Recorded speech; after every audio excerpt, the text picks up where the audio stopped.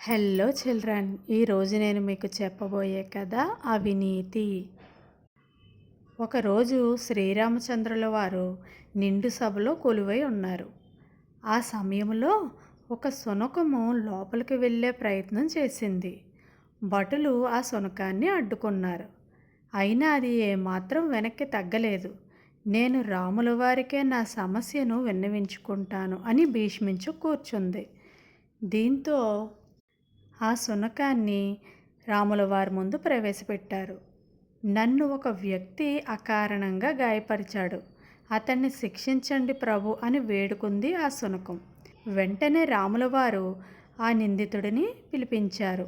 అప్పుడు అతను తన తప్పు ఒప్పుకున్నాడు.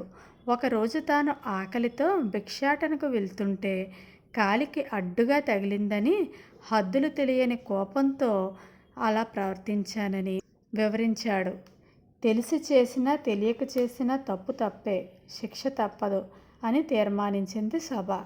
అయితే ఆ యాచకుడిని ఏదైనా ఆధ్యాత్మిక సంస్థలో ఉన్నతాధికారిగా నియమించండి, ఇదే తగిన శిక్ష అని సూచించింది ఆ శునకం. కుక్క మాటకు అందరూ ఆశ్చర్యపోయారు. దీనికో కారణం ఉంది ప్రభు. పూర్వజన్మలో నేను ఆలయ ఉద్యోగిని, చాలా నిజాయితీగా వ్యవహరించేవాణ్ణి. రోజు గుళ్ళో దీపం వెలిగించాక వృధాగా పోనివ్వడం ఎందుకనే ఉద్దేశంతో చేతికంటిన చమురును ఒంటికి రాసుకునేవాణ్ణి. పెసరంతే కావచ్చు, అవినీతి అవినీతే కదా. దేవుడి సొత్తు తిన్న పాపానికి ఈ జన్మలో నేను ఇలా కుక్కగా పుట్టాను. నిజాయితీపరుడినైనా నా పరిస్థితే ఇలా ఉంటే తన ఉద్వేగాల మీద నియంత్రణ లేని ఈ మనిషి ఇంకెన్ని తప్పులు చేస్తాడో కదా, ఇంకెంత పాపం మూటగట్టుకుంటాడో కదా, యమలోకంలో ఎన్ని కఠిన శిక్షలు అనుభవిస్తాడో. నాకు కావలసింది అదే అంటూ తన ఆలోచనను వివరించింది శునకం.